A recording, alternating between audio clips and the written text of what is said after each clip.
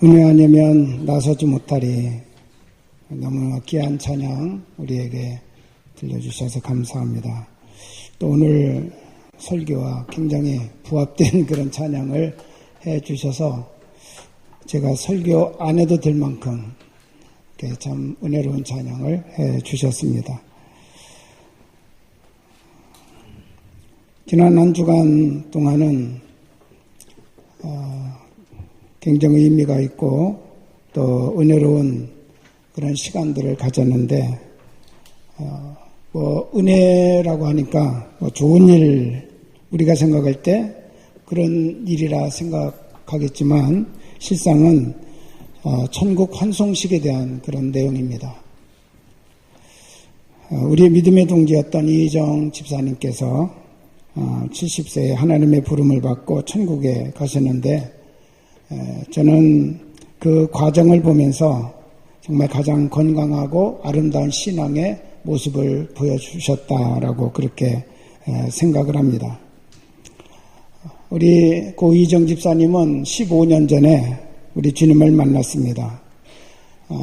남편에게 권면을 받고 교회에 나오기 시작한 지 2주째 되는 날 계시록 3장 20절 말씀 앞에 직면하면서 주님을 만나고 주님을 영접하게 되었다고 고백하셨습니다.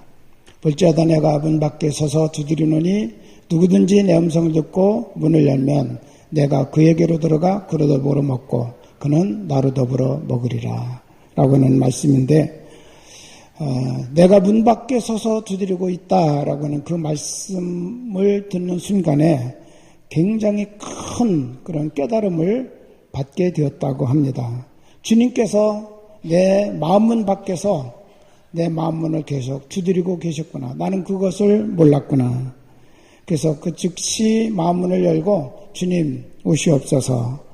주님은 나의 구주 나의 하나님이십니다. 라고 고백하고 그가 예수님을 믿는 그 믿음을 통해서 구원의 축복을 누리게 되었습니다. 그리고 약 2년 동안 신앙생활 후에 13년 전 암 투병이 시작이 되었습니다.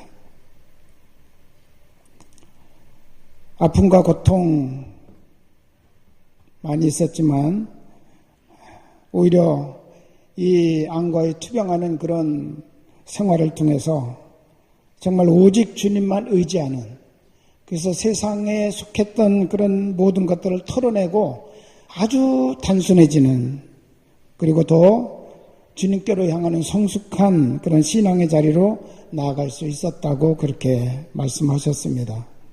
그리고 이제 더 이상 이 세상에서의 시간이 허락되지 않았음을 아시고 온 가족들과 더불어 마지막 인사 그리고 사랑의 고백을 하고 가족끼리 임종 예배를 드린 것입니다. 그래서 집사님도 이제는 내 때가 다 되었고 더 이상 이 땅에서 살 만한 이유가 없고 나는 하나님 나라에 가고 싶다라고는 그런 말씀을 하시고 우리 가족들도 이제는 이 땅보다도 더 아름다운 천국을 향해서 가시는 아내 그리고 엄마를 가장 기쁜 마음으로 그리고 믿음으로 보내드리기로 작정을 하셔서 이 예배를 드렸습니다. 저희가 월요일 날 임종예배를 부탁해서 갔는데 보통 임종예배 드리는 가정들은 참 침울하고 무겁고 슬픈 그런 분위기인데 우리 집사님의 임종예배 자리는 굉장히 평안하고 또 모든 가족들이 오히려 하나님 나라로 보내드린다고는 이 사실 때문에 기쁨 가운데 서 있었음을 보면서 참 심상치 않다라고는 그런 영적인 그런 느낌을 받게 되었습니다. 그리고 마지막 순간에는 1인 병실로 옮기셨어요. 그리고 모든 의학적인 방법을 다 포기하고 이제는 찬송과 기도와 말씀을 가지고 주님 앞에 가실 준비를 하시다가 지난 수요일 날 주님의 부름을 받고 평안히 천국으로 가셨습니다. 우리 가족들이 천국으로 환송하는 우리 한 분을 천국으로 환송하는 준비도 제가 볼 때는 완벽했다, 그렇게 말씀을 드릴 수 있습니다. 믿음으로 모든 것들을 다 생각하고 받아들이고 준비했던 것입니다. 고인이 천국 가시는 길에 믿음의 힘을 보태기 위해서 밤을 새우면서 한 일이 찬송과 기도였습니다. 그래서 1인실을 제가 우리 성도들에게도 마지막 순간에는 병원에서 1인실로 옮겨라, 좀 힘들더라도 1인실로 옮겨라 라고 말한 이유는 바로 그런 것 때문이죠. 그분이 정말 우리 주님과 평생 동안 신앙생활 하면서 같이 교제하고 살았는데 마지막 순간 오직 찬송, 오직 기도, 오직 말씀 붙들고 우리 주님과 대면하는 아름다운 시간을 가질 수 있도록 시간을 드리는 거예요. 그래서 여러분 정말 마지막 순간에는 1인 병실로 꼭 우리 성도들은 옮겨 가시기를 바랍니다. 그래서 마음껏 찬송하고 마음껏 기도하시다가 하나님의 부름 앞에 서는 거 얼마나 멋있고 아름답습니까? 우리 가족들이 집사님의 삶을 한마디로 표현하기를 하나님의 은혜로 산 삶이다 라고 그렇게 고백을 하셨습니다. 저도 그 말씀을 듣고 이 장례식을 진행을 하면서 계속 저를 돌아볼 수 있는 그런 시간을 가졌습니다. 그래서 오늘 말씀도 하나님의 은혜로라고는 이 주제로 정했는데 저의 삶도 한마디로 정말 하나님의 은혜였구나. 왜 아자를 붙였느냐? 다시 한번 깨달은 거죠. 이걸 계기로 해가지고 저도 한번 제 인생 돌아보면서 물론 하나님의 은혜였다라고 고백한 고백들이 많이 있었지만 다시 한번 깨닫고 하나님의 은혜였구나. 하나님의 은혜로 내가 여기까지 왔구나 라고 그렇게 저도 하나님 앞에 고백할 수가 있었습니다. 그러면서 문득 제 마음속에 잊어버렸던 것이 하나 생각이 나서 우리 장례식장에서도 제가 고백을 했지만 제 어릴 때 집은 사찰과 불과 200m도 안 되는 아주 가까운 거리에 있었습니다. 그 사찰의 스님이 수시로 떡을 가지고 와서 전도하시고 그랬던 기억. 그래서 제가 많이 떡을 얻어 먹었어요. 어린 시절에. 그런데 교회는 우리 집으로부터 2km가 넘는 먼 거리에 있었습니다.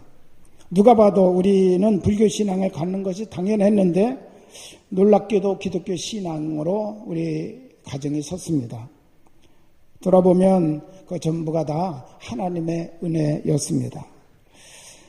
또 저는 큰어머니를 통해서 정말 깊이 있는 그런 신앙의 길로 갈 동기가 되었는데 저희 가정이 큰어머니가 돌아가실 때까지만 해도 큰어머니 혼자서 신앙생활을 하고 계셨습니다.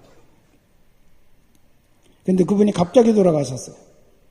그래서 모두가 다 연락을 하고 멀리 있는 친척들까지 다 모여서 장례 준비를 하고 입관을 하려고 하는데 이분이 갑자기 깨어나신 거예요. 다 놀랐죠.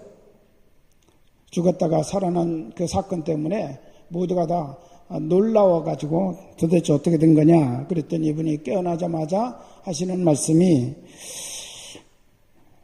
천사에 이끌려서 천국으로 가서 요단강을 건넜대요. 요단강을 이렇게 건너서 천국에 가는데 너무너무 화려하고 아름답고 뭐라고 표현할 수가 없는 그런 그 황홀함을 느끼고 있었는데 그때 갑자기 예수님이 오시더니 너는 아직 올 시간이 아니야. 너 할 일이 있어. 가서 그 일하고 와. 그래 다시 가라고 그러시더래요. 그래서 주님 저는 가기 싫어요. 여기가 좋아요. 여기에 그냥 있게 해주세요. 그러면서 요청을 했는데 우리 예수님이 안 된다고 가라가면서 요단강 건넜던 그 다리로 다시 등을 밀으시더래요. 그래도 막 안 가려고 발버둥 치다가 다리에서 풍덩 하고 요단강으로 빠졌는데 그 순간에 깨어나신 거예요. 근데 놀라운 사실은요, 그런 사건을 얘기 듣는 가족들이나 친척들이나 그 주위의 사람들이 놀라기는 해요. 죽었다가 깨어났대, 살아났대, 그러면서 놀라긴 하는데 아무도 그분의 이야기를 듣고 그래 나도 믿어야 되겠네, 예수 그리스도에게 돌아오는 사람이 없다는 거예요. 별의별 기적이 다 있어도 안 믿을 사람은 안 믿더라고요. 그런데 그 중에 혜택받은 사람이 접니다. 제가 그 얘기를 듣고 나중에 큰어머니를 통해서 그 자리에 저는 참여하지 못했어요. 어렸기 때문에. 근데 나중에 큰어머니를 통해서 그 이야기를 들으면서 그분이 말씀하십니다. 천국은 분명히 있다. 그러니까 너 예수 잘 믿어라. 그래서 그때부터 예수 잘 믿어야 되는가 보다. 그렇게 생각하고 그때부터 이제 열심히 교회 학교를 다니고 신앙생활을 시작하는 기회가 되었습니다. 오늘 본문에 보면 사도 바울이라고 하는 이 위대한 사도도 자기의 살아온 날들을 돌아보면서 나이 나된 것은 하나님의 은혜라고 이와 같이 한마디로 고백합니다. 이 사람은 누구보다도 앞에 서서 기독교 신앙을 박해했던 사람이죠. 사도 바울은 율법을 전공한 사람이에요. 법을 전공한 사람이에요. 그렇기 때문에 허망한 이야기들, 이해가 가지 않는 것들, 자기 경험 밖의 사건들 쉽게 용납하지 않았습니다. 명석한 두뇌로 판단해 볼 때 이건 전부 허무맹랑한 이야기야. 어떻게 죽었던 사람이 살아나고 또 저 갈릴리 천구석에 있던 그 사람이 하나님의 아들이고 메시아고 도대체 하나도 이해하고 받아들일 수 있는 것들이 없어요. 그래서 그는 이 신앙을 없애는 것이 하나님께 충성하는 것이다, 그렇게 생각하고 열심히 앞장서서 기독교를 박해하게 된 것입니다. 그러다가 다메섹으로 가는 길에서 부활하신 주님을 만났습니다. 그 후로 그는 놀라운 변화를 갖게 되었는데 돌아보면서 그는 생각합니다. 기독교를 그렇게 박해하고 많은 기독교인들을 죽이는데 동기부여를 해줬고 앞장섰던 나, 하나님께서 버려도 몇 번을 버려도 나는 할 말이 없는 그런 난데, 오늘 내가 서 있는 이 자리 도저히 설 수 없는 난데 하나님이 구원하실 뿐만 아니라 나를 세워주시고 복음 전도자로 삼아주시고 여기까지 하나님을 위해서 복음을 위해서 헌신하고 충성하고 수고할 수 있게 기회를 주신 이 모든 것, 그거는 내 어떤 공로로 하나님이 주신 보상이 아니라 하나님의 선물로 주신 은혜다. 그게 바로 오늘 사도 바울의 고백입니다. 여러분, 은혜를 깨닫는 사람은 감사하게 되어져 있습니다. 은혜와 감사는 언제나 정비례하고 나갑니다. 은혜가 넘치면 감사도 넘쳐나게 되어져 있고요. 은혜가 충만하면 감사도 충만하게 되어져 있습니다. 은혜를 깨닫는 사람은 겸손히 순종하는 삶을 삽니다. 그리고 분명한 것은 삶의 목적이 분명해지고 그래서 가야 될 길을 바르게 걸어가는 사람이 된다고 하는 사실이에요. 사도 바울은 이런 하나님의 은혜를 깨닫고 자기 인생의 뒤를 돌아보면서 여기까지 온 모든 과정을 통하여 우리 성도들에게 건강한 신앙을 지켜나갈 수 있는 중요한 세 가지가 있다. 그것을 오늘 우리에게 알려주고 있습니다. 첫째는 성경입니다. 성경은 우리의 신앙을 건강하게 세워주는 기초, 바탕이 되는 것이 바로 성경이다라고 그렇게 말하고 있습니다. 성경은 하나님의 말씀이죠. 분명히 사람이 기록하였지만 성령의 감동으로 말미암아 기록되었기 때문에 하나님의 말씀입니다. 디모데후서 3장 16절에 모든 성경은 하나님의 감동으로 된 것으로 교훈과 책망과 바르게 함과 의로 교육하기에 유익하니 라고 말씀하셨습니다. 이 성경 말씀이 바로 우리의 신앙의 바탕이 되어야 한다는 것입니다. 사도 바울은 부활신앙을 가지게 된 바탕이 바로 이 성경 때문이라고 그는 오늘 고백하고 있습니다. 오늘 3절 4절을 보면 내가 받은 것을 먼저 너에게 전하였노니 이는 성경대로 그리스도께서 우리 죄를 위하여 죽으시고 장사 지낸 바 되셨다가 성경대로 사흘 만에 다시 살아나셨다. 부활을 믿지 못했던 허무맹랑한 일이라고 그렇게 치부했던 바울이 성경의 부활의 신앙을 가질 수 있게 된 동기는 성경에서 하나님이 죽은 자의 부활을 말씀하셨기 때문에 나는 이제 주님의 부활을 믿는다라고 그렇게 고백하고 있습니다. 하나님의 아들이 왜 십자가에 달려 죽어야만 했고 죽은 자가 어떻게 사흘 만에 다시 살아날 수 있는가? 법을 전공한 합리적이고 명석한 두뇌를 가졌던 사도 바울로서는 믿을 수 없는 그런 일이었습니다. 근데 놀라운 것은 다메섹에서 예수님을 만났죠. 그리고 예수님을 만난 후 사도 바울이 무슨 일을 했는가? 갈라디아서 1장 16절부터 18절에 보면 혈육과 의논하지 아니하고 먼저 사도된 선배들을 찾아가 자문을 구하지 않고 아라비아로 가서 3년 동안 머물다가 예루살렘으로 돌아왔다라고 그렇게 말합니다. 아라비아는 사막입니다. 광야입니다. 3년간 광야 사막에서 바울이 무엇을 했을까요? 그는 거기서 다메섹 도상으로 갈 때 사울아 사울아 부르시면서 나는 네가 박해하는 예수다라고 말씀하신 그 예수님, 과연 성경에 하나님께서 언급하시고 예언하신 바로 그분인지, 그래서 3년 동안 아라비아 사막에서 모든 것을 다 전폐하고 구약 성경을 펼쳐놓고 이게 진짜인지 아닌지를 확인하기 위해서 3년 시간을 보냈다고 말합니다.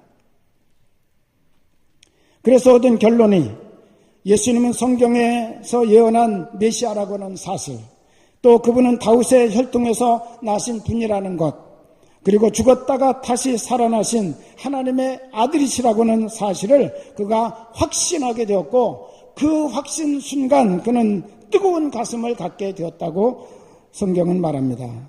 예수님의 죽으심과 부활 사건이 성경대로 이루어졌다는 결론에 이르게 되었을 때 사도 바울은 그 즉시 아멘 하고 모든 것을 믿음으로 받아들이고 인정했다는 거예요. 그래서 성경은 바울 신앙의 바탕이 되었습니다. 여러분, 바른 신앙은 어떤 신앙일까요? 성경이 하라 하면 하고 하지 말라 하면 안 하는 그런 태도, 그것이 바로 바른 신앙이에요. 성경이 가는 곳까지 가고 성경이 멈추는 곳에 멈출 수 있는 태도, 그것이 바로 바른 신앙이에요. 내 경험, 내 이론, 나의 판단, 아무리 그것이 현명하고 좋은 것 같아도 성경에서 아니라고 하면 그거 내려놓을 줄 알고 쉽게 그것을 포기할 줄 아는 자세, 그것이 바로 바른 신앙이라는 거예요. 우리는 내 고집, 내 경험, 내 지식, 그것으로 성경을 해석하려고 하다가 우리의 신앙이 오류에 빠질 때가 얼마나 많은지 알 수가 없습니다. 안식일을 거룩하게 지켜라, 11조 생활해라, 열심히 전도해라, 서로 사랑하라 라고 말씀하신 그 말씀대로 우리가 순종하고 나갈 때 건강하고 바른 신앙이 되는 줄로 믿습니다. 우리가 성경이라고 말할 때 이 경자는 캐논이라고 그렇게 영어로는 말합니다. 캐논이라고 하는 말은 잣대, 길이를 재는 자를 얘기하는 거예요. 성경하면 거룩한 자라고 하는 뜻입니다. 우리의 모든 신앙과 삶의 표준이라는 거, 이걸로 우리의 신앙이 바른지 잘못됐는지를 재볼 수 있고 우리의 신앙이 큰지 작은지를 재볼 수 있고, 이 성경을 통해서 우리들이 정말 하나님이 말씀하시는 사랑의 삶을 제대로 살아가고 있는지 살지 못하는지를 측량해 볼 수 있다고 하는 것입니다. 여러분, 하나님의 말씀의 바탕 위에 굳게 서는 믿음 가지시기를 주의 이름으로 축원합니다. 사도 바울은 바로 이렇게 성경을 바탕으로 자기 신앙을 굳게 세웠습니다. 의심도 많았고 자기의 지식과 경험, 법적인 논리 분명했지만 성경이 말할 때 그는 다 내려놨다고 그랬어. 모든 것을 다 배설물로 여기고 오직 주님 아는 지식으로 자기는 만족함을 얻기로 작정했다고 이와 같이 고백하고 있습니다. 두 번째로 사도 바울이 말씀하고 있는 것, 건강한 신앙은 은혜를 깨닫는 신앙이다. 은혜 속에 거하는 신앙이다. 그렇게 말하고 있습니다. 바른 신앙 생활할 수 있는 동기부여를 주는 게 은혜라는 거예요. 은혜를 깨닫는 것이라는 거예요. 바울 신앙이 이렇게 힘있는 능력 있는 신앙이 된 이유, 그것은 바로 하나님의 은혜를 누구보다도 깊이 구체적으로 깨닫고 체험했고 그것을 고백했기 때문에 그렇다는 것입니다. 그가 구원받은 것, 사도가 된 것 모두가 다 하나님의 은혜로 된 것이다 라고 그는 확신했습니다. 에베소서 2장 8절에 보면 너희가 그 은혜를 인하여 믿음으로 말미암아 구원을 얻었나니 이것이 너희에게서 난 것이 아니요 하나님의 선물이라 라고 말씀하셨습니다. 믿음으로 말미암아 구원을 얻습니다. 구원받는 방법은 믿음입니다. 그래서 예수 그리스도를 믿어야 우리가 구원을 받죠. 그런데 이 믿음을 부여해주고 믿음을 불러일으켜주는 동기가 되는 것, 그것은 바로 하나님의 은혜다라고 그렇게 말했어요. 그 은혜를 인하여 믿음으로 말미암아 구원을 얻었나니 라고 그렇게 말씀합니다. 우리는 내가 믿었기 때문에 구원을 받았다 그렇게 고백할 때가 많습니다. 그런데 그것은요 보상주의예요. 진정한 신앙의 순리는 아닙니다. 하나님께서 우리에게 믿음을 갖도록 은혜를 먼저 주셨습니다. 그거를 웨슬리 목사님은 선행 은총이라고 그렇게 말합니다. 하나님이 먼저 은총을 우리에게 부어주셨다. 그래서 예수 그리스도를 알게 하고 믿음을 갖게 하고 하나님께로 우리의 눈을 열어주셨다는 거예요. 그래서 우리가 믿고 고백하게 됐다는 것입니다. 할렐루야. 은혜를 받아들이고 그 은혜를 깨닫고 반응을 한 것이 그 열매가 구원이라는 것이죠.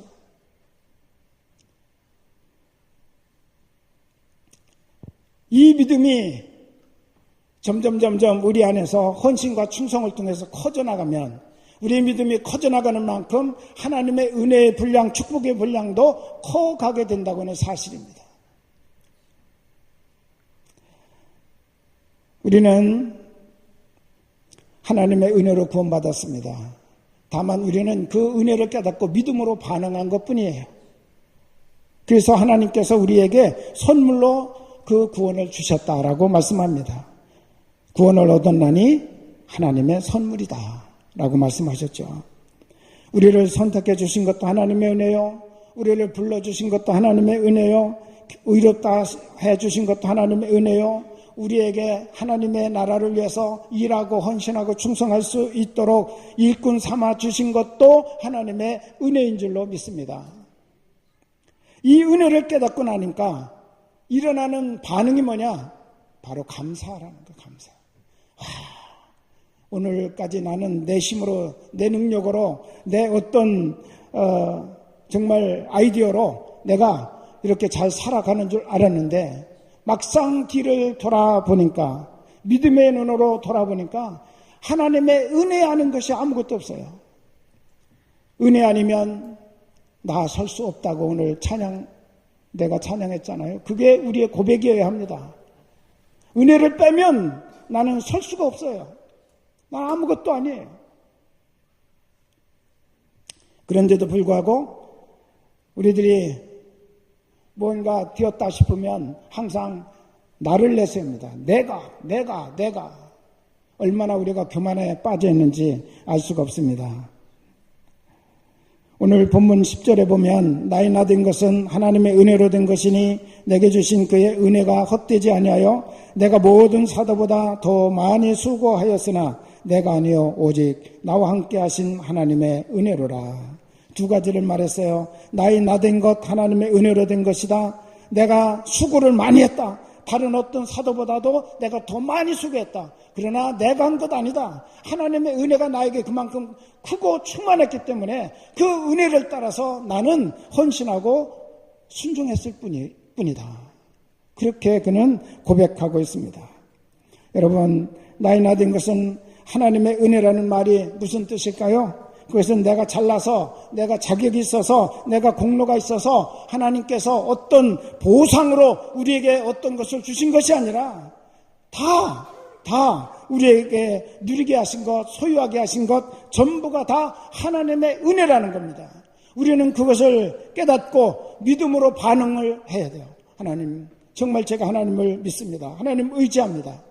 하나님께 나의 피난처로 삼습니다. 계속해서 우리 하나님을 향하여 나가는 것입니다.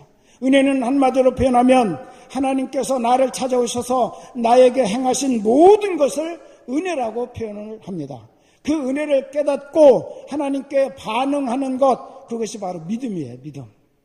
그 믿음은 하나님의 은혜를 깨닫지 못하고는 절대로 만들어질 수 없는 것이죠. 그렇기 때문에 은혜가 먼저이고 그 다음에 믿음이라는 사실을 꼭 기억하시기를 바랍니다. 이게 성경의 진리입니다. 은혜는 값없이 주시는 하나님의 선물입니다. 이 은혜를 깨달은 성도는 교만하지 않습니다. 자랑하지도 않습니다. 불평하지도 않습니다.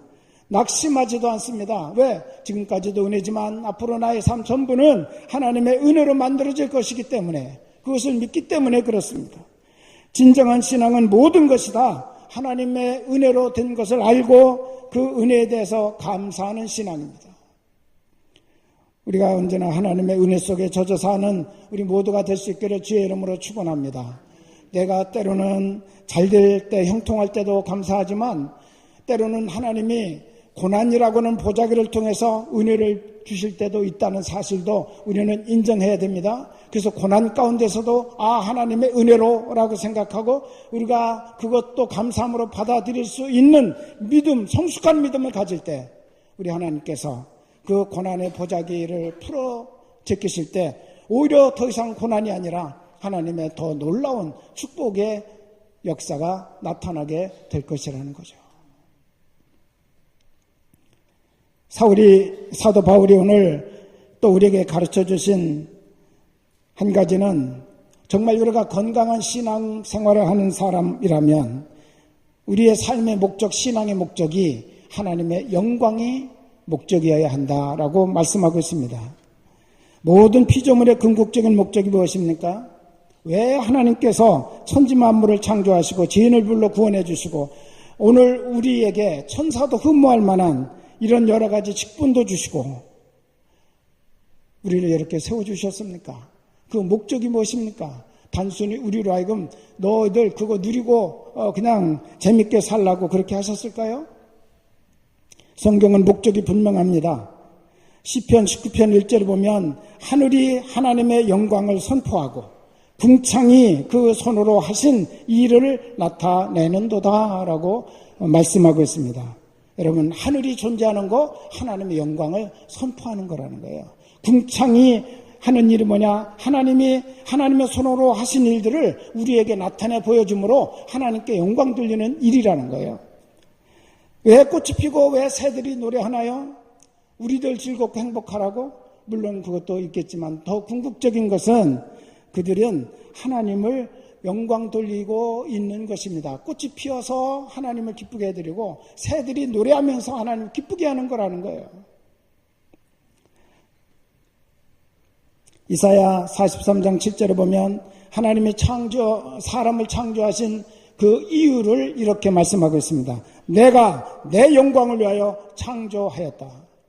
우리의 존재 자체가 하나님의 영광이 되어야 된다는 것이죠. 또 우리의 삶 전부가 하나님을 영화롭게 할 목적으로 사라져야 된다고 하는 것입니다.